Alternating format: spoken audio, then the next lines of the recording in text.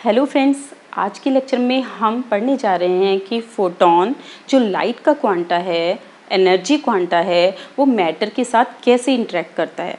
Friends, photon जो होता है उसके बारे में आपको पता ही है कि प्लैंक ने सबसे पहले हाइपोथेसिस दी थी ब्लैक बॉडी रेडिएशन को समझाने के लिए कि जो लाइट है वो इलेक्ट्रोमैग्नेटिक रेडिएशन तो है, लेकिन उसकी एनर्जी क्वांटाइज्ड है और ये जो क्वांटा होते हैं उनकी एनर्जी h से दी जाती है। और बाद में आइंस्टीन ने इनका नाम दिया फोटॉन्स। ठीक है फ्रेंड्स, फोटॉन्स की हेल्प से फोटो इलेक्ट्रिक इफेक्ट को भी समझाया गया और क्वांटम मैकेनिक्स भी पूरी डेवलप हुई है कि लाइट एनर्जी पैकेट्स के फॉर्म में होती है जिनको क्वांटा बोलते हैं।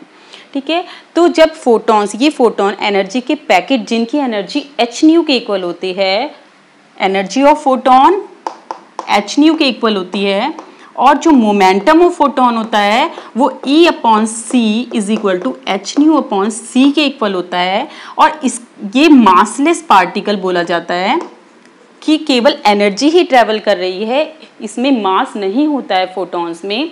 तो इस तरह की अजम्पशन लेकर ये सब इफेक्ट जो फोटोन का मैटर के साथ इंटरेक्शन होता है उस चीज़ को समझाया गया। तो सबसे पहले हम डिस्कस कर रहे हैं कि फोटोन जब मेटल के साथ इंटरेक्ट करता है तो पहली कंडीशन क्या होती है कि अगर फोटोन की सफिशिएंट एनर्जी है, सफिशिएंट फ्रीक्वेंसी है, थ्रेशोल्ड फ्रीक्वेंसी से ऊपर की फ्रीक्वेंसी है, तब उस कंडीशन में जो फोटोन हैं, ये देखिए ये कोई मेटल का सरफेस है, इसमें एटम्स हैं और एटम्स के ऑर्बिट्स में इलेक्ट्रॉन हैं। तो हम एक मान लिया एक एटम है जिसकी ऑर्बिट्स हैं और ये इलेक्ट्रॉन रिवॉल्व कर रहे हैं इनके अंदर, ऑर्बिट्स के अंदर। तो जब एक फोटोन इस एटम के आउटर मोस्ट ऑर्बिट से इंटरेक्ट करता है तो ये इलेक्ट्रॉन जो है एटम का, वो फोटोन को अगर पूरी तरह एब्जॉर्ब कर ले और कुछ एनर्जी इस एटम से बाहर निकलने में खर्च हो जाए और कुछ इसको काइनेटिक एनर्जी मिल जाए, तो इस तरह के इफेक्ट को फोटो इलेक्ट्रिक इफेक्ट कहते हैं। फ्रेंड्स, मैंने इससे पहले लेक्चर में आपको फोटो इलेक्ट्रिक इफेक्ट को अच्छे से समझाया है। तो एक कंडीशन तो ये बन सकती है कि इलेक्ट्रॉन फोटोन को पूरी तरह एब्जॉर्ब कर ले और बाहर निकल जाए। ठीक है, तो बाहर निकलने के बाद उसके अंदर जो रेस्ट एनर्जी है जो उसको बाहर निकालने में यूज हुई और जो रेस्ट एनर्जी है वो उसको काइनेटिक एनर्जी देती है और इस फिनोमिना में फोटोन पूरी तरह से डिसअपियर हो जाता है। तो इसको हम पढ़ेंगे कि when a photon collides with an electron, that electron is knocked out of the atom. ठीक है, इलेक्ट्रॉन इस प्रोसेस में बाहर आ जाता है एटम से एंड द फोटोन सीजेस और फोटोन डिसअपियर हो जाता है।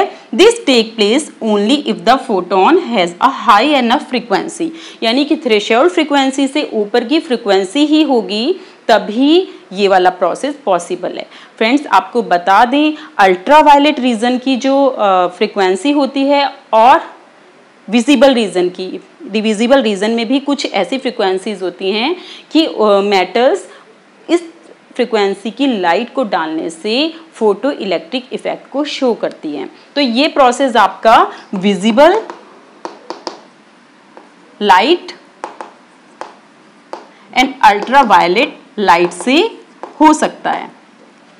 सेकेंड केस है एक्साइटेड स्टेट। फ्रेंड्स, आपने देखा है कि जैसे ये एटम है, इसकी डिफरेंट ऑर्बिट हैं, अगर कोई फोटोन आया और एक इलेक्ट्रॉन ने इसे एब्जॉर्ब कर लिया तो इसकी एक्साइटेड एनर्जी हो जाएगी और ये जंप करके आउटर मोस्ट ऑर्बिट में या उससे नेक्स्ट ऑर्बिट में चला जाता है। तो इस तरह से जो प्रोसेस होता है उसे हम कहते हैं एक्साइटेड स्टेट। लेकिन इसमें एक कंडीशन ये है कि इलेक्ट्रॉन उसी फोटोन को एब्जॉर्ब करेगा जिसकी एनर्जी इन दो स्टेट या फिर तीन स्टेट या नेक्स्ट स्टेट होगी उनकी एनर्जी के डिफरेंस के इक्वल होगी। मान लिया ये h एनर्जी का है, यहाँ 2h एनर्जी है, तो ये जो फोटोन आपने बाहर डाला है अगर इसकी एनर्जी इसके बीच की है तो वो इलेक्ट्रॉन एब्जॉर्ब नहीं करेगा और सीधे पास हो जाता है। तो एक कंडीशन ऐसी बन सकती है कि फोटोन जो इलेक्ट्रॉन है वो फोटोन को एब्जॉर्ब करे और एक्साइटेड स्टेट में चला जाए। इस कंडीशन में भी फोटोन डिसअपियर हो जाता है, यानी फोटो इलेक्ट्रिक इफेक्ट में भी फोटोन डिसअपियर हो जाता है और एक्साइटेड स्टेट में भी फोटोन डिसअपियर हो जाता है। ये अलग बात है कि थोड़े टाइम बाद वो एक्साइटेड इलेक्ट्रॉन अपनी एक्साइटेड एनर्जी को बाहर निकाल के वापस आ जाता है लोअर लेवल में और एक फोटोन वापस निकल जाता है। तो ये वाली अलग कंडीशन है, ये आप एटॉमिक फिजिक्स में पढ़ेंगे। हम सिर्फ फोटोन का इलेक्ट्रॉन या एटम के साथ क्या क्या इंटरेक्शन हो सकता है इसके बारे में देख रहे हैं। थर्ड प्रोसेस है Compton effect. Friends, Compton effect एक ऐसा प्रोसेस है जिसमें फोटोन मासलेस होते हुए भी एक पार्टिकल की तरह कंसीडर किया जाता है और ये कहा जाता है कि जो इलेक्ट्रॉन है वो फोटोन के साथ इनइलास्टिक स्कैटरिंग करता है और जो फोटोन इंसिडेंट फोटोन है उसकी एनर्जी अब इंसिडेंट फोटोन की एनर्जी से कम हो जाती है। इसको ऐसे समझ सकते हैं, मान लिया ये इलेक्ट्रॉन है, इस पे आपने एक फोटोन h न्यू एनर्जी का इंसिडेंट किया तो ये फोटोन पार्टिकल की तरह बिहेव कर रहा है। ये कंडीशन है इस केस में कि जो फोटोन लिया है वो बहुत हाई एनर्जी का होना चाहिए, यानी एक्स रेज रीजन का होना चाहिए या फिर गामा रेज। फ्रेंड्स, ये जो एक्स रेज और गामा रेज होती हैं इनकी एनर्जी बहुत हायर होती है, इनकी वेवलेंथ बहुत कम होती है, फ्रीक्वेंसी बहुत ज़्यादा और वेवलेंथ बहुत कम होती है। तो इस तरह के रीज़न के जब फोटॉन्स को मैटर के साथ इंटरेक्ट कराया जाता है तो अब फोटोन एक पार्टिकल की तरह बिहेव करता है और इलेक्ट्रॉन के साथ इन इलास्टिक स्कैटरिंग करता है और साथ में स्कैटर्ड हो जाता है और इलेक्ट्रॉन दूसरी डायरेक्शन में रिकॉइल्ड एनर्जी का इलेक्ट्रॉन मिलता है। तो ये स्कैटर्ड फोटोन है। अब इसकी जो एनर्जी है ये कम हो जाती है, फ्रीक्वेंसी कम हो जाती है और वेवलेंथ बढ़ जाती है। तो इस तरह जो आपको न्यू फोटोन मिलता है वो मॉडिफाइड वेवलेंथ का मिलता है, मॉडिफाइड फ्रीक्वेंसी का मिलता है।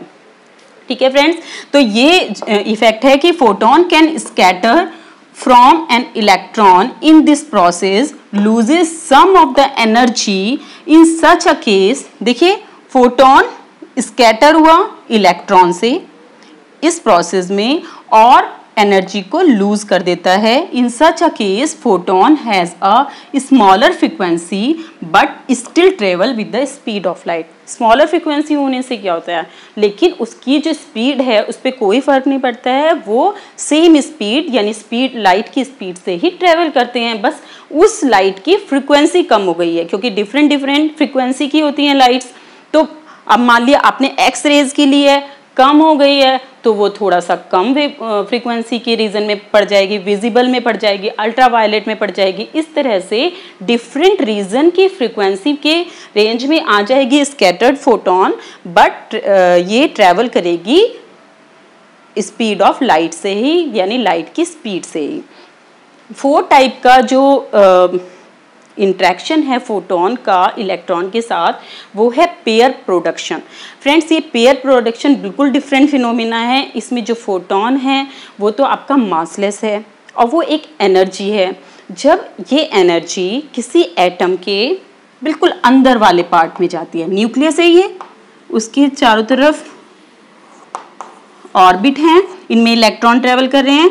जब फोटोन यहाँ पे जाके इंटरेक्ट करता है इस इलेक्ट्रोमैग्नेटिक फील्ड से जो न्यूक्लियस के चारों तरफ है, तो ये जो एनर्जी है फोटोन की एनर्जी ये डिसअपियर हो जाती है और साथ में क्रिएट करती है 2 मासेसिव पार्टिकल को, एक इलेक्ट्रॉन और उसका एंटी पार्टिकल पॉजिट्रॉन।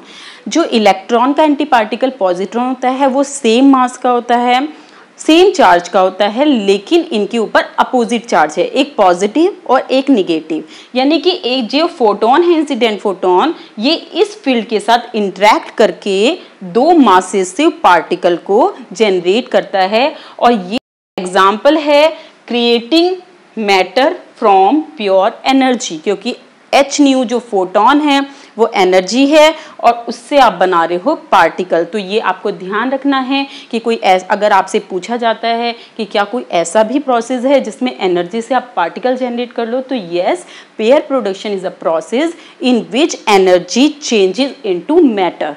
ठीक है फ्रेंड्स, तो पेयर प्रोडक्शन क्या है? In pair production a photon creates an electron and a positron in this process the photon disappear, इसमें भी डिसअपियर हो जाता है। Since photon has no mass we see pair production is an example of creating matter from pure energy.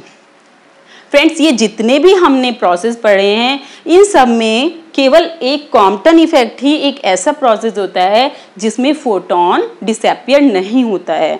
साथ में इन सब process के लिए फोटोन की डिफरेंट एनर्जी चाहिए। ये विजिबल लाइट और अल्ट्रावायलेट रीजन में भी हो जाता है। इसमें डिपेंड करता है कि जो फोटोन की एनर्जी है वो ऑर्बिट के बीच के एनर्जी डिफरेंस के इक्वल होनी चाहिए, तब ये प्रोसेस होता है। कॉम्पटन इफेक्ट हाईली एनर्जी वाले फोटोन से ही होता है और एक्सरेज और गामा रेज से ही पॉसिबल हो पाता है। पेयर प्रोडक्शन भी बहुत हाई एनर्जी के रेज से ही होता है। जिन फोटॉन्स की एनर्जी 1.02 मिलियन इलेक्ट्रॉन वोल्ट से ज़्यादा होती है या इसके इक्वल होती है, उन फोटॉन से ही इस तरह का पेयर प्रोडक्शन होता है, जिससे एक इलेक्ट्रॉन और एक पॉजिट्रॉन क्रिएट होता है। क्योंकि इलेक्ट्रॉन और पॉजिट्रॉन की जो एनर्जी कंबाइंड होती है वो 1.02 मिलियन इलेक्ट्रॉन वोल्ट ही होती है। इससे कम एनर्जी का अगर आप फोटोन डालेंगे तो पेयर प्रोडक्शन नहीं होगा। तो फ्रेंड्स, इस लेक्चर को हम यहीं ख़त्म करते हैं। नेक्स्ट लेक्चर में हम कॉम्पटन इफेक्ट को समझने जा रहे हैं, तो आप ज़रूर देखिएगा। Thank you.